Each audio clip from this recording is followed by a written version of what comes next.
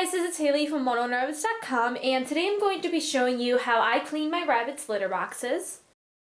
So the things I use to clean my litter boxes with are white vinegar, baking soda, paper towel, and a garbage bag. So as you can see, my litter boxes are really full and in need of a change. So the first thing I do when cleaning my litter boxes is I take my garbage bag and open it up.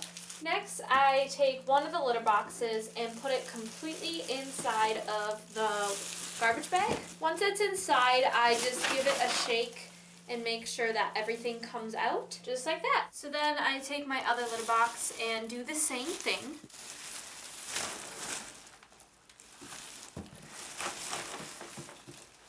And now that I've finished dumping out the litter boxes, I'm just going to go ahead and take them into my laundry room. So the first thing I do when I'm in the laundry room is I take my paper towel and I rip 3 sheets off, which this paper towel is like the half sheet, so like one sheet's only like that big.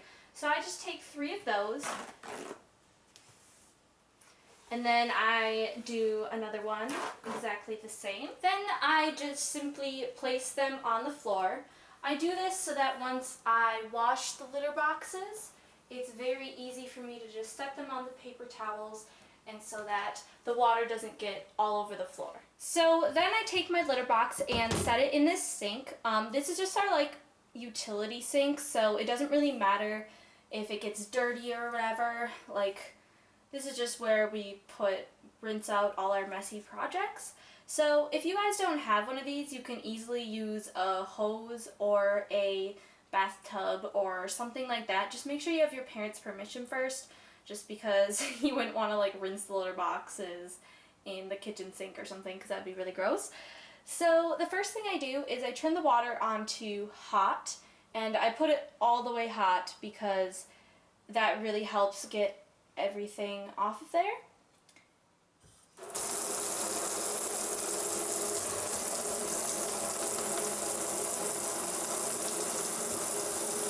So it might be kind of hard to hear me with the water on, but pretty much what I do is I take the hose, and we have like an extendable hose so I can like reach it all around, but you can pretty much do the same thing with a hose. So what I do is first I rinse all the edges and get all the litter crumbs off of it. After I do that, I go ahead and I rinse the whole bottom of the litter box. And if there's any chunks or anything stuck to the bottom, just really try to get them off with the water. Then I go ahead and rinse the backs and sides of the litter box. And the bottom. So if you still have stuff on the bottom of your litter box, don't worry, it will come off in the next few steps that we're going to be doing. So once I have finished rinsing the litter box, I go ahead and place it on my paper towel. So then I go ahead and do the exact same thing with my other litter box. I then take my white distilled vinegar and pour about 1 inch on the bottom of the litter box.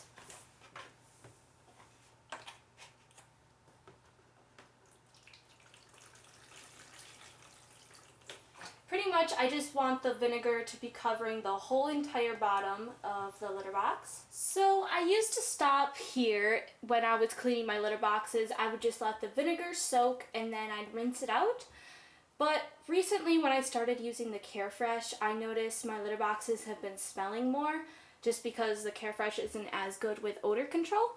And I've also noticed that there's like a few stains in my litter boxes as well, so I have been using baking soda as well. So people may have told you never to mix baking soda and vinegar as it is a chemical reaction, but it actually really is a good cleaning solution, and as long as you don't have too much vinegar in your litter boxes, it shouldn't overflow.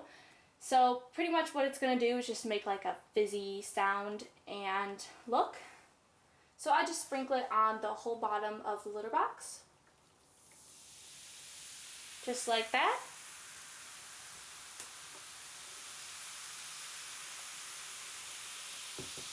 Normally at this time I would go ahead and finish cleaning my cage because that's what I normally do when I clean the litter boxes, but sometimes I just clean the litter boxes without cleaning the cage, and this is one of those times. So I'm just gonna go just wait a few minutes, wait for the bubbles to settle down a little bit, and so that it really just soaks in and gets all those odors and stains out. So now that I've waited a bit for my litter boxes to soak, I'm gonna go ahead and dump them out.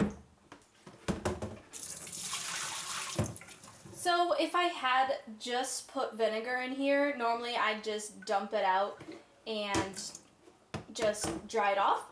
But since I have baking soda in here, sometimes some of like the baking soda is still stuck on the edges of the litter box. So what I do is I just rinse it off. And you don't have to worry if you get all the vinegar out because vinegar is a really good deodorizer.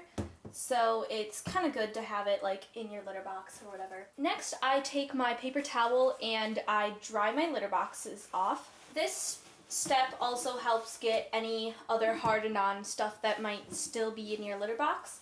So if there is still stuff stuck on the bottom of your litter box, just go ahead and scrub it and then give it a quick rinse and then finish drying. So then I go ahead and do the same thing with my other litter box. So now that I have finished cleaning my litter boxes, I'm going to quickly show you how I refill them. So I'm now in my garage. That is where I keep my wood stove pellets. And I also have two sets of litter boxes. I have one that is in the cage and then one that is clean that I keep in the garage. So every time I clean the litter boxes, I rotate them. So these were in the cage this past time. So I'm going to put those to the side and use these ones. I don't really have a reason, I feel like it gives the other litter boxes a break just to air out and stuff. It also makes them last twice as long because they're not constantly being used. So here is my wood stove pellets. I'm kind of running low right now, but right now I'm just using a dustpan to scoop them out. Sometimes I use a Frisbee. I know it's kind of weird, but I feel like it's the perfect measurement. So I just take a full scoop of this dustpan and I overflow it and then place it in a litter box, and I took a little bit too much, so I just put it back. And the thing with wood stove pellets that you need to remember is that when they get wet, they expand. So if you put too much in, you're going to have a really full litter box. So it's gonna get really full because it will expand. So I find the perfect amount is where you can kind of see the bottom of the litter box, but not quite.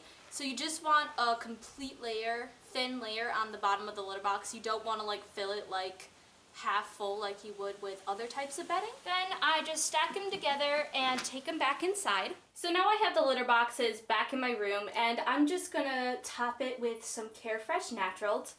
So I used to just leave my litter boxes just like this and put them straight in the cage. But if you've seen my other videos, you will know that my rabbits have been struggling with some sore hocks. So I like to coat it with the Carefresh Naturals just so that it's nice and soft. So I just like to make it, I don't know, about 1.5 inches thick, just so that when my hand presses against it, it is really nice and soft. Then I simply go ahead and place the litter boxes back into the cage.